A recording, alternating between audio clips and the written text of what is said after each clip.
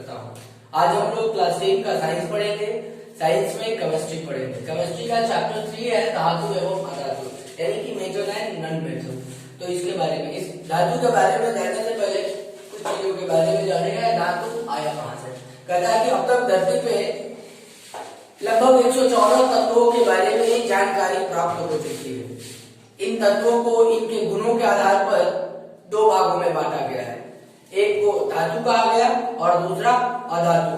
तो सबसे पहले हम धातु के बारे में जानेंगे कि ये धातु क्या होता है। कहता है कि वैसे तत्व जो सामान्य गुणों जैसे कठोरता, धात्विक चमक, आघात वर्धनीयता और तन्यता से युक्त रहते हैं उसे धातु कहते हैं। अब ये कठोरता का मतलब होता है हार्डनेस। जैसे आप लोहा की बात करें, लोहा क्या होता है? बहुत ज्यादा कठोर होता है, हार्ड होता है, ठोस होता है, इसलिए वो कठोरता। उसके बाद धात्विक चमक का मतलब ब्राइटनेस। जैसे सोना को देखिए, आप स्टील को देखिए, सब क्या है, इसमें एक अलग प्रकार की चमक होती है। उसके बाद आघात वर्धनीयता का मतलब होता है कि अगर उसे हम पीटे, गर्म करके पीटे तो उसके पत्थर बनाए जा सकते हैं। जैसे आप सोना को या चांदी को आप सबसे ज्यादा जो है वो आघात वर्धनीयता होता है।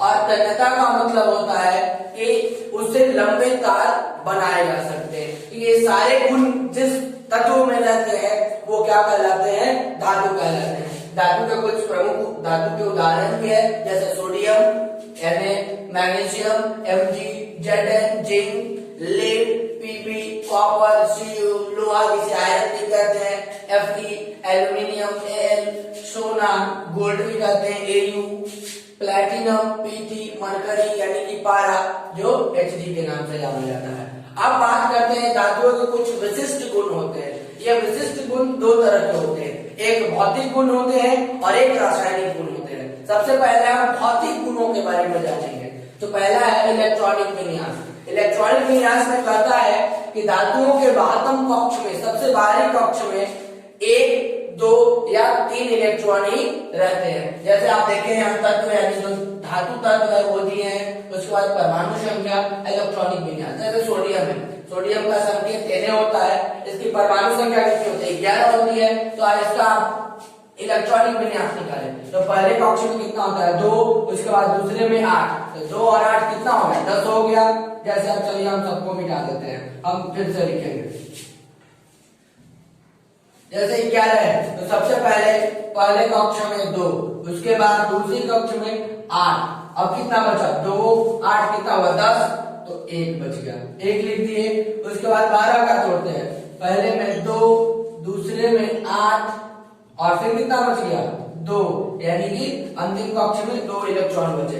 एल्यूमिनियम ये करेंगे 2, 8, अब यहाँ कितना आ गया?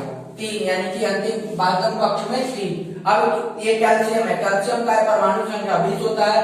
अब इसको तोड़िए, 2, फिर दूसरे कक्ष में 8, तो 2, 8 कितना हो गया? 10। अब कितना बच रहा है? 10 बच रहा है। तो फिर तीसरे कक्ष में भी 8 रखेंगे तो लास्ट में कितना हो जाएगा? सबसे बाहरी कक्ष में 2 बचेगा। या क्या देख रहे हैं? देखिए सबसे बाहरी कक्ष में कितने हैं? 1, 2 या 3 इलेक्ट्रॉन रहते हैं। तो ये क्या कहलाता है? इलेक्ट्रॉनिक विन्यास कहलाता है।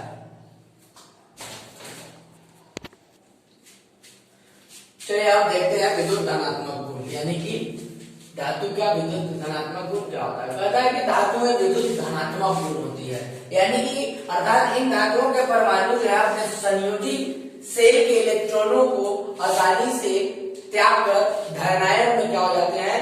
परिवर्तित हो जाते हैं। जैसे आप देखिए सोडियम, Na का मतलब है सोडियम का ये संकेत है। सोडियम के परमाणु संख्या कितना होता है? 11 होता है। इसका इलेक्ट्रॉनिक विन्यास 2, 8, 1। अब देखिए बाह्यतम कक्ष में 1 है, तो ये क्या करता है? कम से कम अष्टक पूरा करने के लिए, 8 होने के लिए ये क्या करता है? एक परमाणु इसके पास ज्यादा है, इसलिए क्या करता है? एक इलेक्ट्रॉन को ये त्याग देता है। तो इसलिए क्या सोडियम पर 1 प्लस आ जाता है, Na प्लस, यानी कि 2, 8। ठीक है। उसके बाद कैल्शियम, कैल्शियम का कितना होता है? 20 होता है। 2, 8, 8, 2।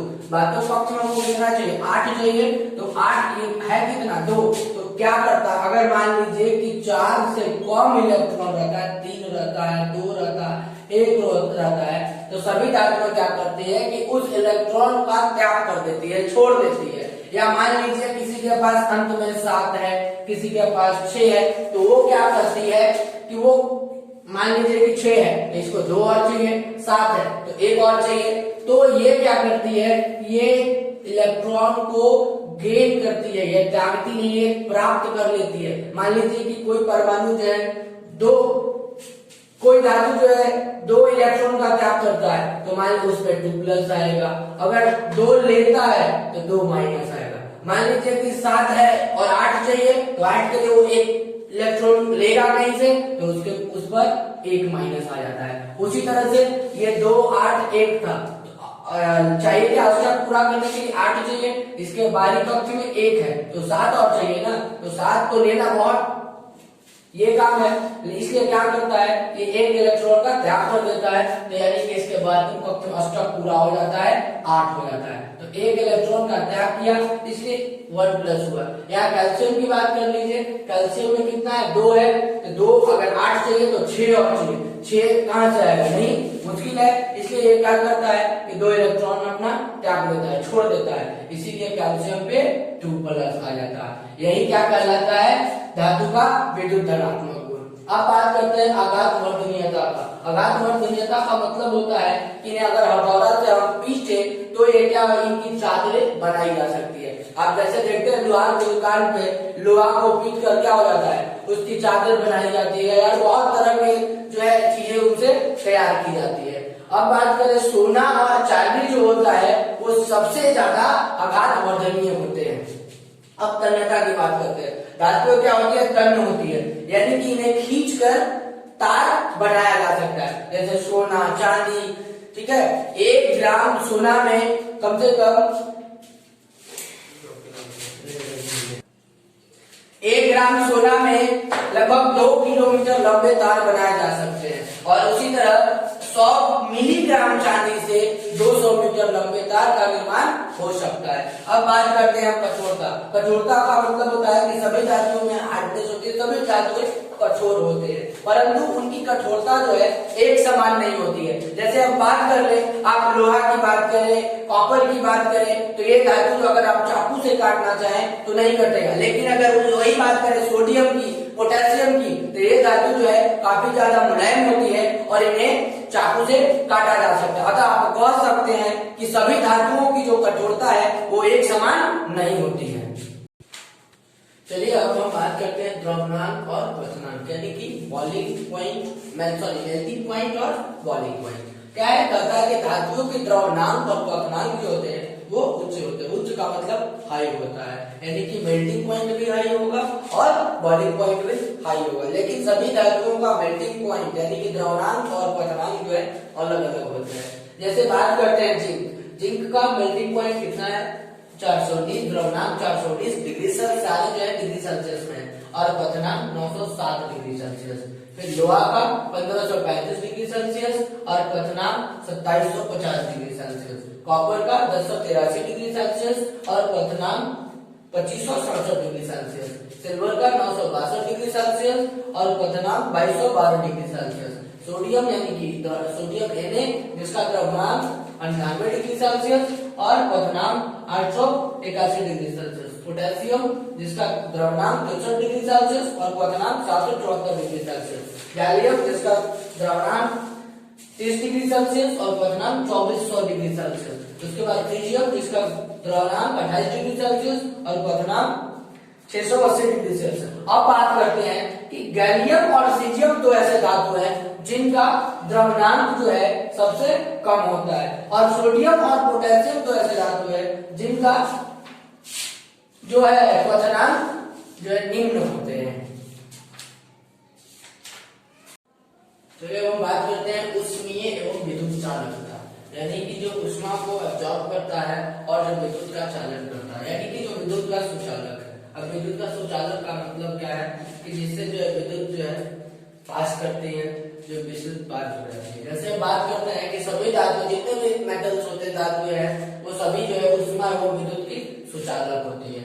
जैसे अब इसमें चांदी जो है सबसे ज्यादा ऊष्मा और विद्युत का सुचालक होता है। वही शीशा की बात करें, लेड यानी पीवी की बात करें तो वो विद्युत की सुचालक सबसे कम है। लेकिन एक और बात है कि धातु के जो भी धातु है उसमें एवं विद्युत का संचालन करते हैं, जो सुचालक होने के कारण ही इनके परमाणुओं में इलेक्ट्रॉन जो है वो फ्रीली रहते हैं, मुक्त अवस्था में रहते हैं, जो विद्युत धारा का संचालन करते हैं। अब अपवाद है क्या है कि ग्रेफाइट एक ऐसा धातु है जो विद्युत का सुचालक है, यानी कि विद्युत जो है इससे पास कर जाता है, किंतु ये क्या है, अधातु है। अधातु होते हुए भी ग्रेफाइट विद्युत का सुचालक है, तो ये एक अपवाद है। अब बात करते हैं चमक। चमक का मतलब होता है ब्राइटनेस। जैसे अब देखते हैं धातुएं उनकी सतह जो है विशिष्ट चमक वाली होती है। जैसे अब जो भी हम बात कर ले, सोना देख ले, सिल्वर देख ले, प्लैटिनम देख ले, इनकी जो भी सतह जो होती है वो काफी ज्यादा चमकती है, इसलिए इस चमक को हम लोग क्या कहते हैं, धात्विक चमक के भी नाम से जानते हैं। अब अपवाद क्या है, ग्रेफाइट और आयोडीन भी चमकीली होती है। जब आप ग्रेफाइट को देखते हैं या आयोडीन को देखते हैं तो ये भी चमकती हुई प्रतीत होती है, लेकिन क्या है, ये अधातु है। ठीक है, अब बात करते हैं भौतिक अवस्था। भौतिक अवस्था का मतलब होता है कि जितने भी धातु होती है वो अपने जैसे नॉर्मल टेम्परेचर पे, जैसे बात करें कि रूम टेम्परेचर कमरे के तापमान पर वो जो है सॉलिड फॉर्म में पाया जाता है, ठोस अवस्था में पाया जाता है, किंतु पारा एक ऐसा धातु है जो कि साधारण ताप पर भी द्रव अवस्था में पाया जाता है। चलिए हम अभी भौतिक गुणों के बारे में पढ़े थे, अब हम रासायनिक गुण के बारे में पढ़ेंगे, यानी कि धातुओं के रासायनिक गुण।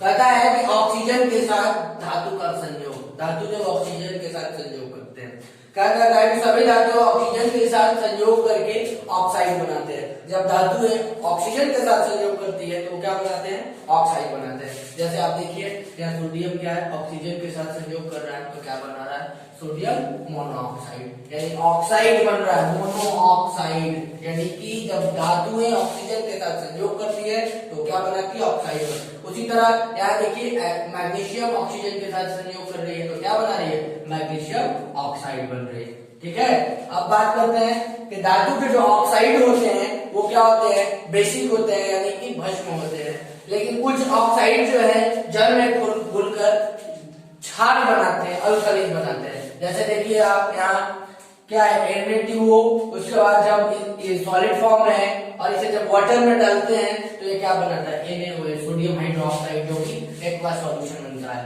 ठीक है, उसी तरह यहाँ CaO है, उसके बाद H2O के साथ जब ये घुलता है तो ये क्या बनाता है, CaOH2, यानी कैल्शियम हाइड्रोक्साइड, एक्वा सॉल्यूशन। ठीक है, उसके बाद अब क्या करता है कि कुछ धातुओं के ऑक्साइड जैसे Al2O3, ZnO, PbO, BeO, Al2O3 को हम क्या कहते हैं, एल्यूमिनियम ऑक्साइड, ये जिंक ऑक्साइड है, ये लेड ऑक्साइड है।